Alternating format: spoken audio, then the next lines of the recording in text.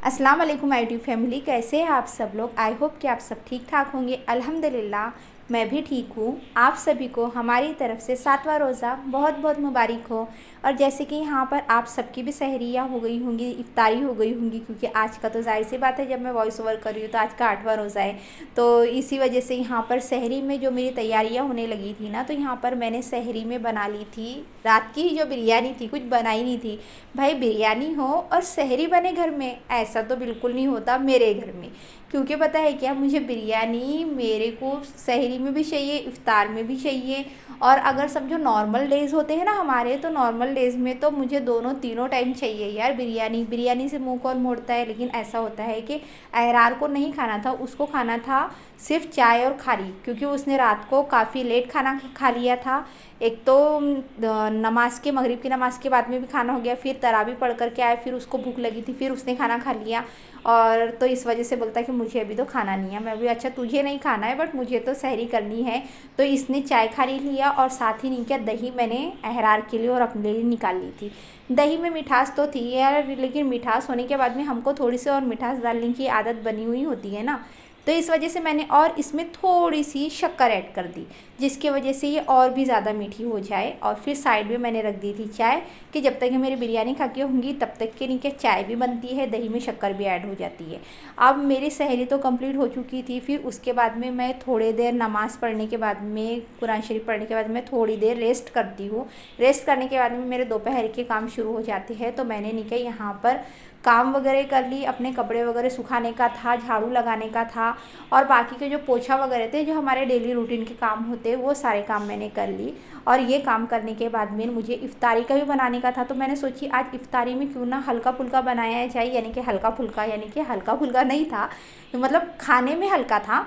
तो इस वजह से, और पता है क्या, मैं यहाँ पर जब शरबत बनाती ना, मेरा बहुत ईजी तरीका है। मैं क्या करती हूँ, दोपहर में शरबत बना के रखती, शक्कर डालती, उसमें पानी गर्म को रख देती हूँ, शक्कर डालती हूँ, शक्कर को घोल लेती हूँ, और फिर नीचे एक जग में पानी ऐड कर दो या बर्तन में, और उसमें नीचे शक्कर का जो हमने गर्म पानी में बॉईल करे थे शक्कर को, इसको हमको इसमें ऐड कर देने का है। साथ ही रूह अफ़ज़ा जो है वो भी ऐड कर देने का है, और फ्रीजर में आप रख दो।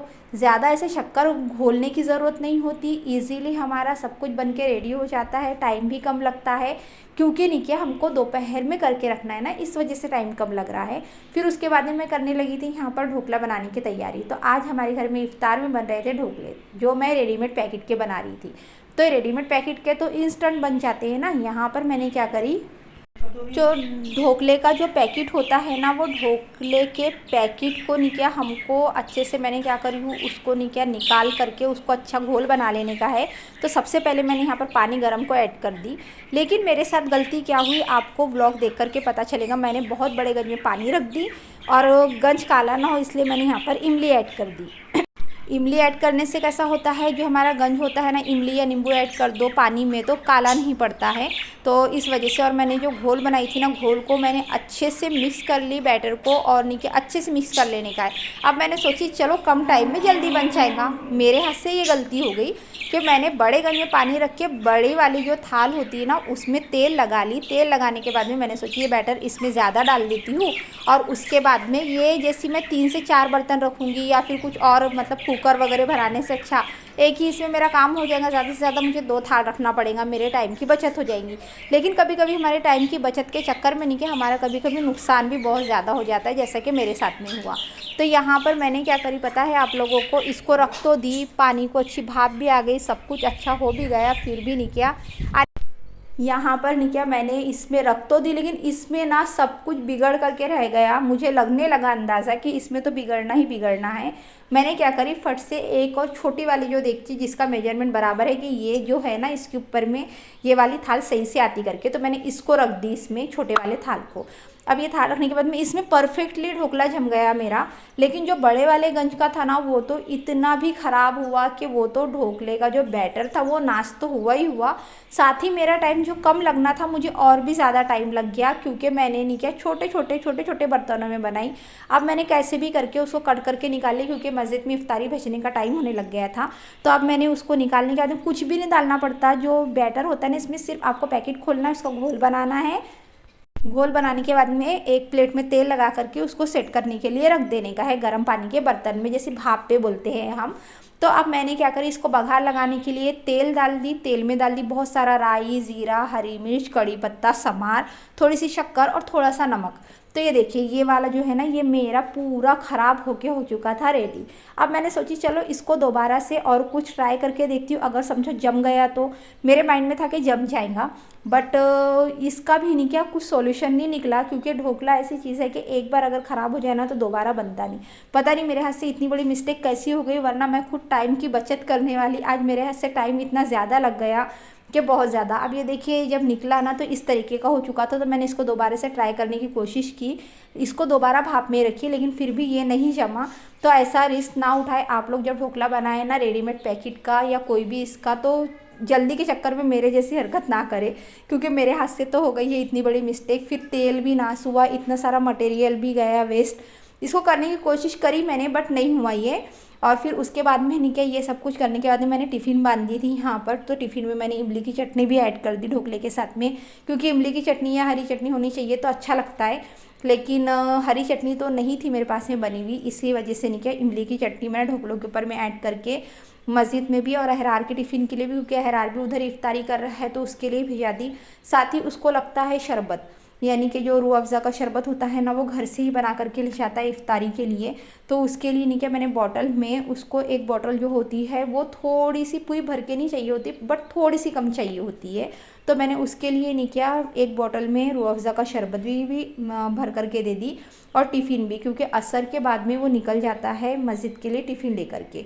और फिर जो मैंने बोली ना आपको कि मेरे टाइम बचत के चक्कर में टाइम और बढ़ गया, तो फिर दूसरा जो पैकेट था मैंने वो पैकेट फोड़ी, और उसमें से एक पैकेट का आधा करके नहीं, क्या थोड़ा सा एक, क्योंकि मेरी इफ्तारी के लिए कुछ भी नहीं बचा हुआ था, तो इस वजह से फिर मैंने एक पैकेट और फोड़ करके उसमें दूसरा बैटर बनाकर छोटे वाले देगची में वैसी ही रखी।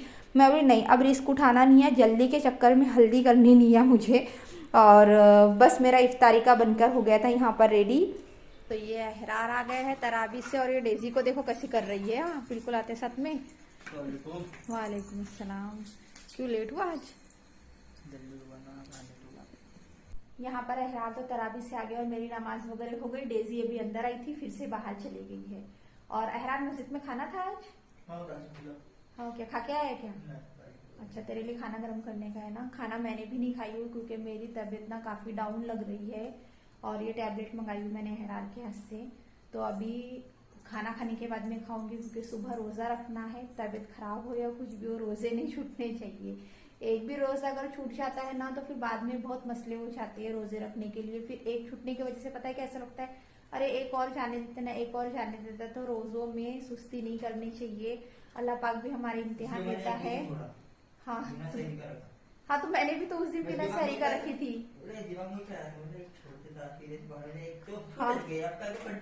हाँ हाँ, वैसा ही होता है मेरा भी वैसा ही होता है, इसलिए मैंने भी नहीं छोड़ी थी, बिना सहरी के रखे थे उस दिन हम दोनों ने रोजा।